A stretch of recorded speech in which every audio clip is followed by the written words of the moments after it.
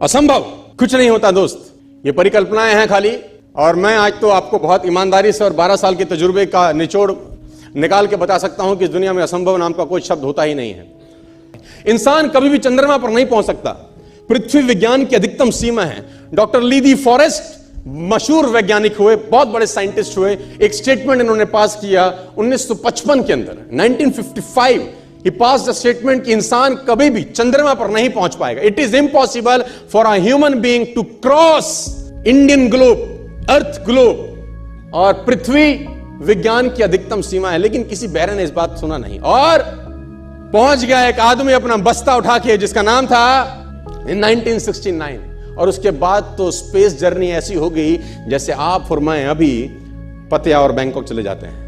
Lord kelvin बहुत बड़े scientist हुए, उनका स्टेटमेंट आया कि सिर्फ पक्षी उड़ान भर सकते हैं, हवा से भारी मशीन का उड़ान भरना असंभव है। इट इज इम्पॉसिबल कि हवा से कुछ भी भारा हो और वो उड़ सके, क्योंकि ग्रेविटी उसको गिरा देगा। लेकिन तमाचा मारा इन लोगों ने, तमाचा मारा और लिख के दिया कि हमने साइकिल के स्पेयर पार्ट से इंसानों को पक्षी बना दिया। साइकिल के स्पेयर पार्ट से इंसानों को पक्षी बना दिया। 16 साल लगे राइट ब्रदर्स को जहाज का निर्माण करने में, लेकिन इन लोगों ने उसकी बात नहीं सुनी कि जो कहते थे कि वायु का सिद्धांत तुम्हारे विपरीत है।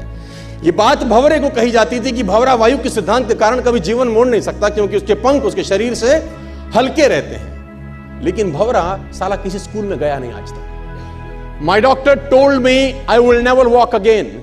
मेरे डॉक्टर ने मुझे कहा कि तुम कभी चल नहीं सकोगी। My doctor told me you will never walk again.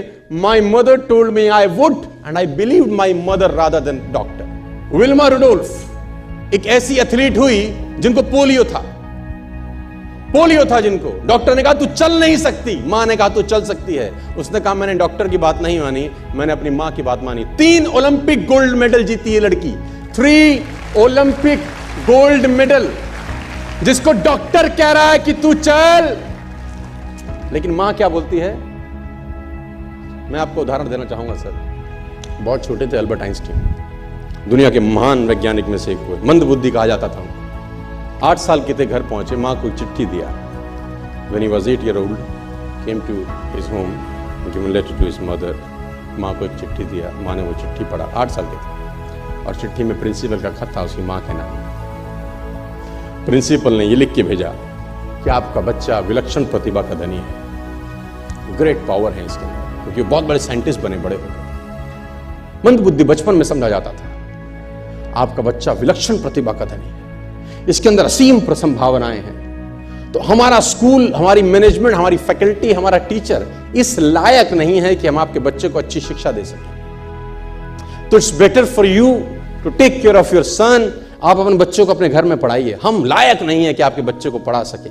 और उसकी मां ने पढ़ते पढ़ते आंखों में आंसू ले आई और उसने बच्चे को कहा कल से तू स्कूल नहीं जाएगा, मैं तेरी परवरिश घर पे करूंगी, क्योंकि तेरा टीचर तुझे इस लायक नहीं समझता। मतलब वो अपने आप को इस लायक नहीं समझते। बच्चा खुश हुआ, मोटिवेट हो गया और लग गया। उसकी मां का निधन हो गया। वो अल्बर्ट आइंस्टीन बहुत बड़े साइंटिस्ट हो गए।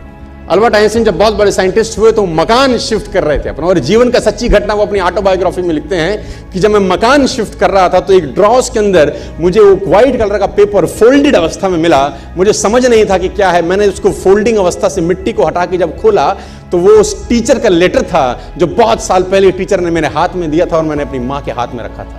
अब वो बड़ी उत्सुकता के साथ उस खत को पढ़ने लगे। जैसे उन्होंने खत पढ़ना शुरू किया और वो जार जार होकर रोए।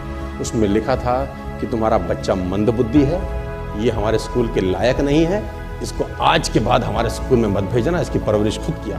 मां ने उल्टा पढ़ा कि नहीं, ऐसा नहीं है, तू सब कुछ कर सकता है, तेरे हाथ पास पावर है, तेरे में प्रतिभा है, यू कैन डू वंडर्स। दोस्तों, इस दुनिया में किसी की बात मत सुनना। नेवर एवर बिलीव एनीबॉडी कि जो तुमको बोले कि तू नहीं कर सकता, कान पे मारना, बोला साले तू नहीं कर सकता, हम करेंगे।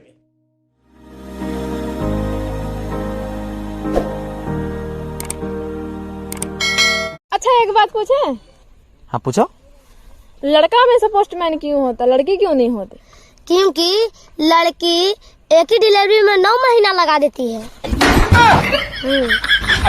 सही तो बोला, वाह शाबाश शेर।